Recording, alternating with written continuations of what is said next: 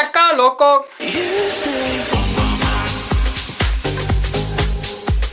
Salut les petits queues, j'espère que vous allez bien. On se retrouve aujourd'hui pour une nouvelle vidéo sur la mythologie grecque avec Orphée et Eurydice. Les personnages principaux, Orphée, Eurydice. Orphée, fils du roi de Tarse, Euagre, et de la muse Calliope. Calliope, pour les intimes, muse de l'éloquence. Orphée, c'est le musicien le plus connu de la mythologie grecque, le musicien le plus connu du monde. Le mec joue tellement bien, ses sons sont tellement purs et beaux, qu'il fait pleurer les pierres. Oh mon dieu, je suis tellement bouleversée. Pierre, hein? Tu pleures? Oui, je pleure. Se mouvoir les arbres et soupirer les animaux. Ah, c'est tellement beau comment il joue.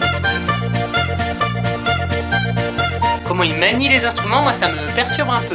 Le mec est tellement magnifique et tellement doué que Apollon, le dieu des poètes, descend lui péter la gueule. Alors comme ça t'es meilleur que moi?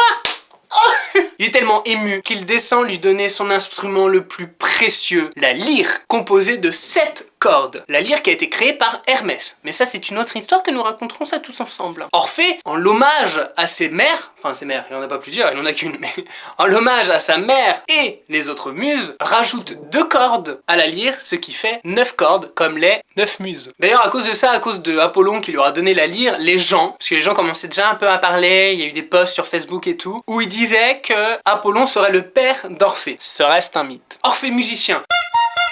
C'est aussi un aventurier. Il faut savoir qu'il a participé avec Jason à l'expédition contre la Toison d'Or. Donc Orphée était un argonaute. Au début, Jason était en train de se dire « Qu'est-ce que tu vas me servir à part chanter ?» Il s'est dit « Oui, mais les gars, je suis quand même balèze. » Et en effet, Orphée donnait la cadence aux rameurs pour aller plus vite. Il a également réussi à sauver l'équipage face aux sirènes, car les sirènes étaient en train d'attirer l'équipage dans le gouffre pour les tuer. Elles chantaient de leur plus belle voix. Mais Orphée n'a pas dit son dernier mot. Il sortit sa lyre et là...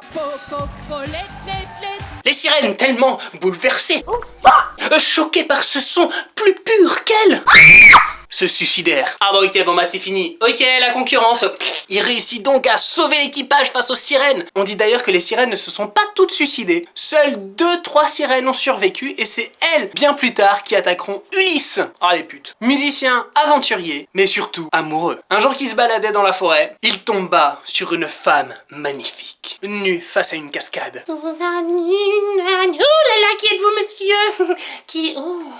Montrez-moi tes qualités. Là, le charme, il opère, il est amoureux. Bim bam boum, c'est l'amour. Direction le mariage. Le mariage arrive, ils sont contents, tout le monde vient, c'est la fête, c'est la rigolade. Et là, le jour de son mariage, Eurydice se balade un petit peu près de la rivière, et là arrive un berger, Aristée, qui est aussi dans une autre version un dieu mineur. Pas dieu mineur, il a 16 ans, genre... Vous êtes un dieu mineur ou un dieu majeur? Eh ben, moi j'ai 16 ans demain, alors je sais pas si c'est légal encore ou pas, mais...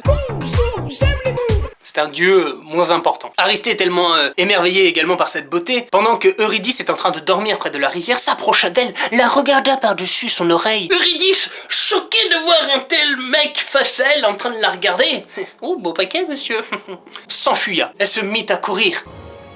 Et là, tellement... Je cherche les mots. Tellement... Merde, comment on dit merde? Elle a trop occupé, voilà, occupé, à penser à Aristée. Bon, ça veut rien dire, merde. Bon, elle essaye de s'enfuir d'Aristée parce qu'elle voit que ça. Sauf que elle l'a pas vu, il y a un serpent qui est pas loin. Le serpent arrive, la mort. Eurydice meurt. Orphée, tellement attristé que la mort lui piquait sa femme, il décida de descendre aux enfers récupérer sa meuf. Orphée, le seul mortel à descendre aux enfers. C'est un badass, il a des couilles en platinium, les gars, tu vois. Du coup, il descend aux enfers. Avec sa belle lyre, il endort le cerbère. Une chanson douce comme chantait ma maman. Il arriva devant Hadès et Perséphone, le roi et la reine des enfers. Perséphone que vous connaissez suite à ma vidéo précédente. Orphée leur raconte toute l'histoire. Il est amoureux d'elle. Elle est morte précipitamment. Il veut la retrouver. Il se met à se mouvoir de sa tristesse en leur chantant une petite mélodie. Perséphone, tellement émerveillée par ça, c'est magnifique, j'aime beaucoup. Elle persuada son mari Hadès d'accepter sa requête. Hadès accepte, à une seule condition. Tu ne dois pas la regarder avant d'avoir atteint le royaume des vivants. Même pas un regard, même pas un signe. cils, même pas une pupille, rien. Orphée fou de joie accepte. Ah oui, oui, je veux bien, merci beaucoup, merci papa, je pourrais acheter de Malabar en même temps. Non, bon. Il marche, le chemin est dangereux, pentu. Et à 1 centimètre du royaume des vivants, il n'entend pas les pas d'Eurydice. Ça lui paraît bizarre, il se dit que peut-être Hadès lui a fait un coup de pute. Ce con, il se retourne, il regarde Eurydice droit dans les yeux. Celle-ci est perdue à tout jamais, des mains visibles l'entraînent jusqu'au fin fond des enfers. Il a perdu Eurydice. Il essaye de retourner aux enfers, de voir Hadès, mais c'est fermé. Ah, c'est fermé, purée! C'est fini pour lui. En vérité, ça s'est plutôt passé comme ça. Bon bah j'espère que ça va bien se passer hein. Oh là là dis donc. T'as pété? Oh, merde. Ah non ne pars pas.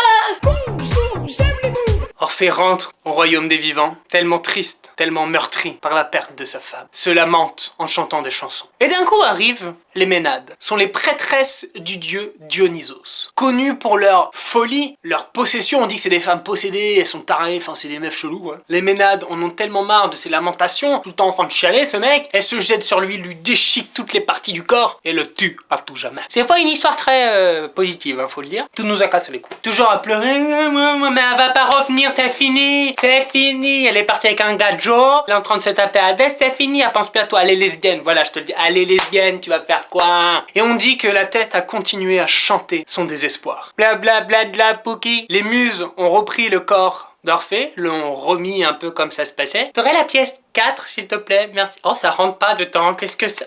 Pourquoi ça? C'est de la merde ou quoi ton fils là? Elles ont repris le corps d'Orphée, l'ont enterré, ont donné la lyre à Zeus qui en a fait une constellation qui est aujourd'hui la constellation de la lyre. Voilà, j'espère que cette vidéo vous a plu et on se retrouve la semaine prochaine pour un nouveau mythe. Merci beaucoup, je vous aime, les besos. Chaka loco. Chaka loco.